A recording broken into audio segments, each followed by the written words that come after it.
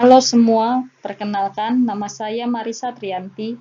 Saya dari Kantor Pertanahan Kabupaten Bintan, Subbagian Pengelola Pertanahan. Saya peserta pelatihan dasar CPNS, gelombang 4, golongan 2, angkatan 10 tahun 2021 dari Kementerian ATR BPN. Pada video ini, saya akan membahas rangkuman materi dari Aneka yang merupakan singkatan dari akuntabilitas, nasionalisme, etika publik, komitmen mutu, dan anti korupsi. Rangkuman materi yang pertama yaitu akuntabilitas. Pada dasarnya kedua konsep tersebut memiliki arti yang berbeda. Responsibilitas adalah kewajiban untuk bertanggung jawab, sedangkan akuntabilitas adalah kewajiban pertanggungjawaban yang harus dicapai.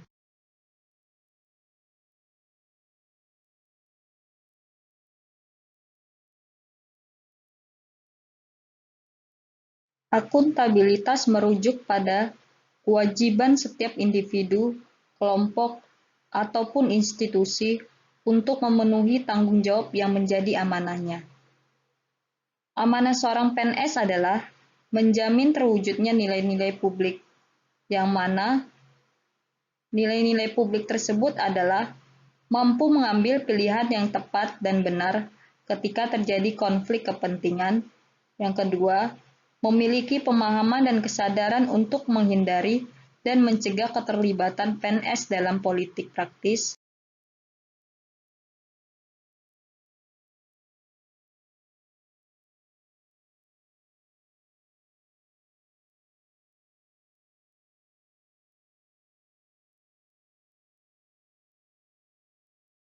Aspek-aspek akuntabilitas terdiri atas 5. Yang pertama, akuntabilitas adalah sebuah hubungan. Yang kedua, akuntabilitas berorientasi pada hasil. Yang ketiga, akuntabilitas membutuhkan adanya laporan. Yang keempat, akuntabilitas memerlukan konsekuensi. Yang kelima, akuntabilitas memperbaiki kinerja.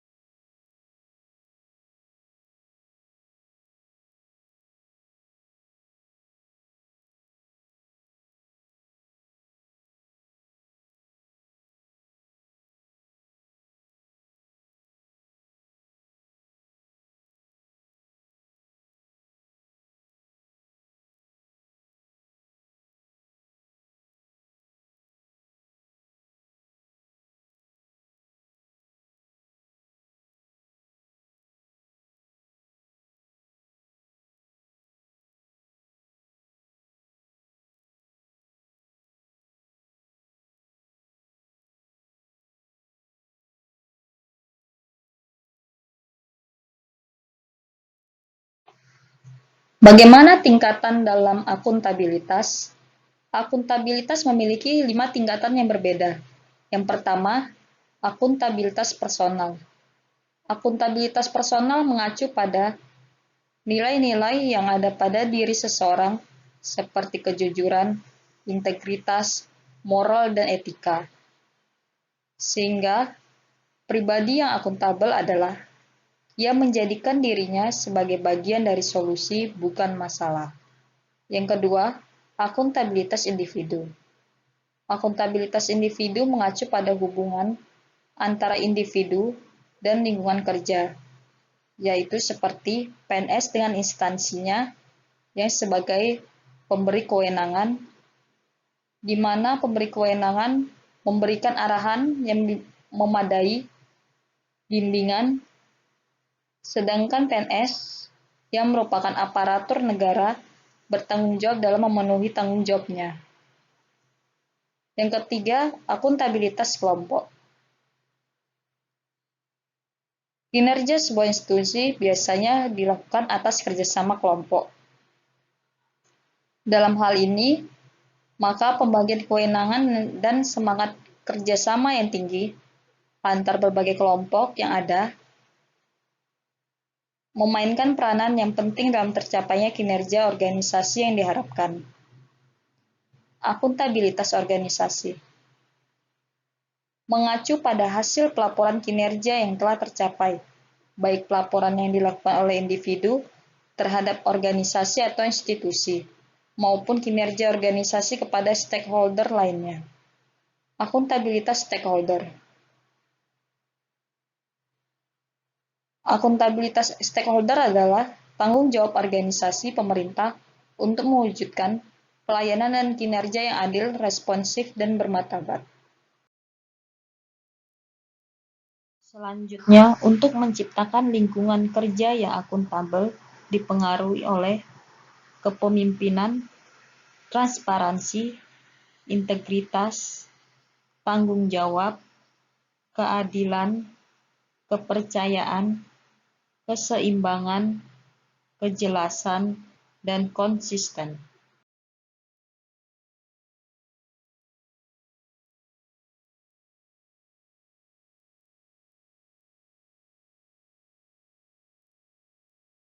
Selanjutnya, materi nasionalisme.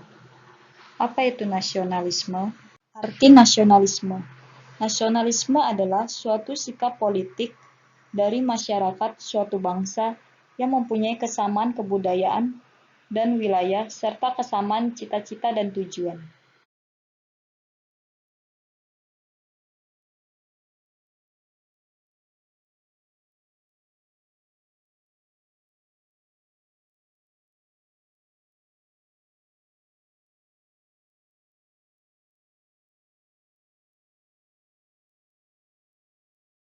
Nilai-nilai nasionalisme Pancasila yang pertama, ketuhanan yang Maha Esa. Di sini, bangsa Indonesia mengakui kepercayaannya kepada Tuhan yang Maha Esa, yang mana diharapkan kita dapat membedakan baik atau buruk.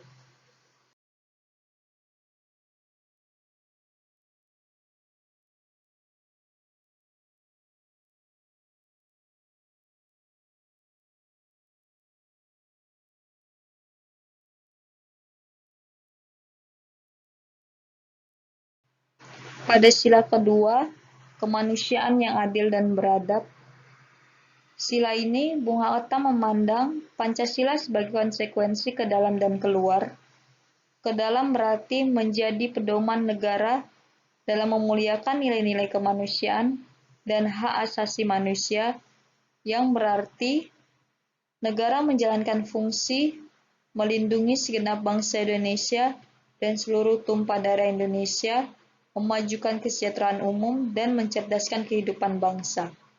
Konsekuensi keluarnya berarti menjadi pedoman politik luar negeri, bebas dalam rangka ikut serta melaksanakan ketertiban dunia yang berdasarkan kemerdekaan, perdamaian abadi, dan keadilan sosial. Pada sila ini kita dapat mengetahui bahwa kita harus adil dalam memberikan pelayanan kepada masyarakat. Sila ketiga, Persatuan Indonesia. Pada sila ini diharapkan bangsa Indonesia rela berkorban untuk kepentingan negara dan bangsa. Yang kedua, mengembangkan rasa cinta tanah air dan bangsa serta rasa persatuan. Yang ketiga, mengembangkan rasa kebanggaan, berkebangsaan, dan bertanah air Indonesia.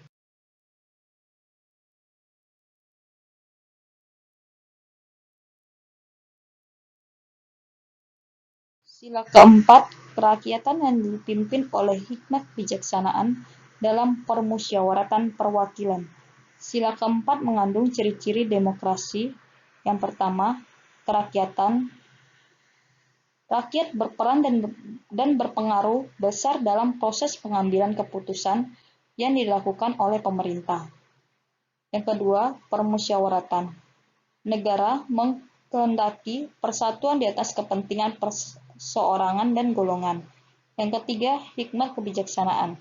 Adanya wawasan dan pengetahuan yang mendalam tentang pokok bahasan dalam musyawaratan atau pengambilan keputusan. Sila kelima, keadilan sosial bagi seluruh rakyat Indonesia.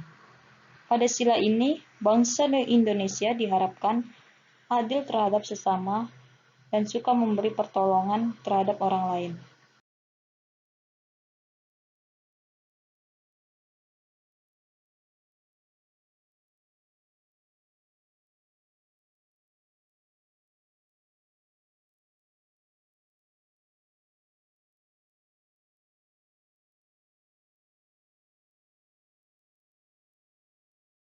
Selanjutnya, materi etika publik.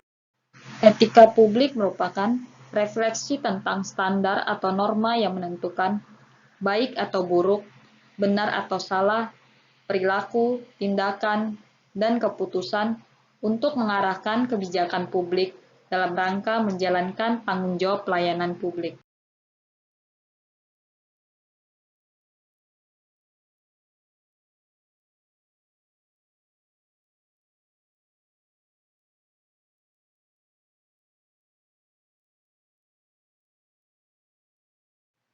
Kode etik. Kode etik adalah aturan-aturan yang mengatur tingkah laku dalam suatu kelompok khusus. Dari sudut pandangnya, hanya ditunjukkan pada hal-hal prinsip dalam bentuk ketentuan-ketentuan tertulis.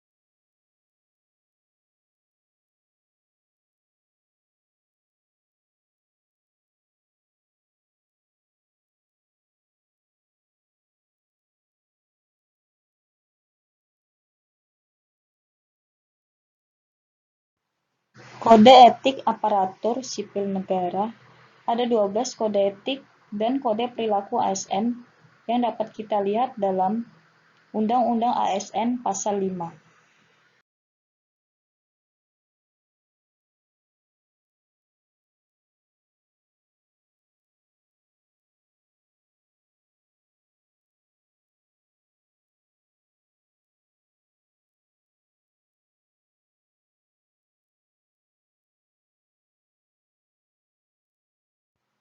Dan ada 15 nilai-nilai dasar etika publik yang dapat kita lihat dalam Undang-Undang ASN Pasal 4.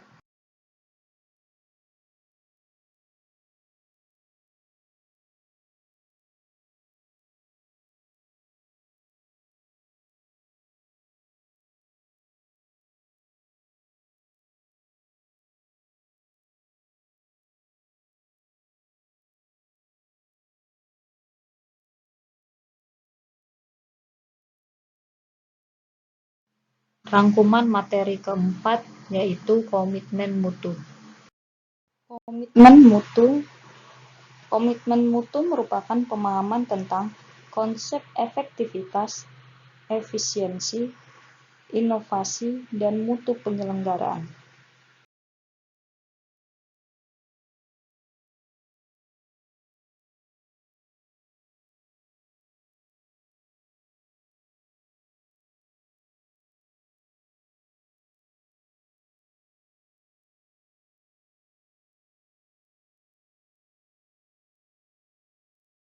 Berikut adalah 4 dasar komitmen mutu berdasarkan para ahli.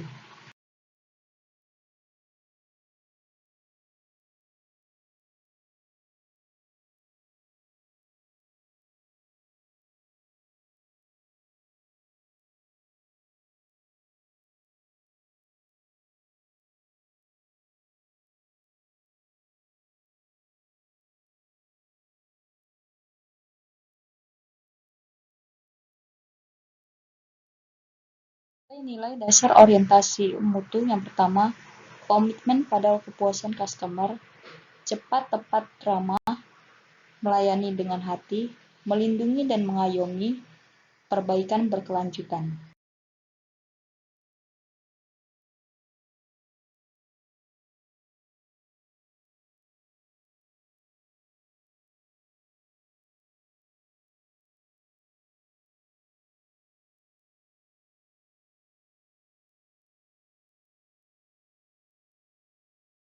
Dan yang terakhir, saya akan membahas materi anti korupsi. Kapan korupsi dapat terjadi? Korupsi dapat terjadi karena ada niat dan kesempatan.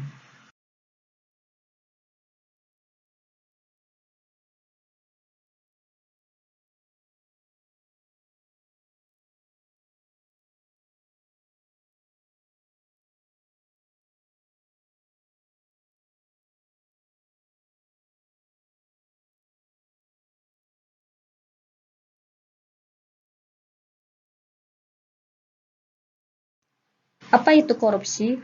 Korupsi berasal dari bahasa lain, corruptio dan corruptus, yang berarti kerusakan dan kebobrokan.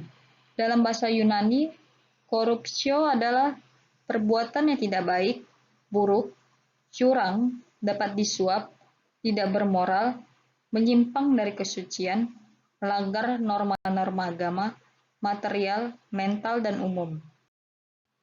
Sehingga korupsi bisa diartikan sebagai penyalahgunaan wewenang yang biasa dipergunakan untuk mendapatkan keuntungan bagi diri sendiri, keluarga, maupun kelompoknya. Identifikasi nilai-nilai dasar anti korupsi. Yang pertama, jujur. Diarahkan untuk membangun integritas yang tinggi. Yang kedua, mandiri. Tanda tidak mudah tergantung pada orang lain. Yang ketiga, tanggung jawab. Kesadaran untuk menunaikan amanah. Yang keempat, sederhana. Bergaya hidup tidak boros dan mewah. Yang kelima, peduli. Bentuk kepekaan pada lingkungan. Yang ketujuh, kerja keras. Merupakan bentuk pengabdian yang sebaik-baiknya. Yang ke-8, berani. Mampu melaporkan kecurangan dan berani memperbaiki diri. Yang ke-9, adil. Adil di dalam menerapkan hukum. Nilai-nilai yang diharapkan dalam dasar anti korupsi ini supaya memupuk budaya anti korupsi dan mampu membentuk komitmen serta konsistensi para pegawai dalam menjauhi diri dari korupsi.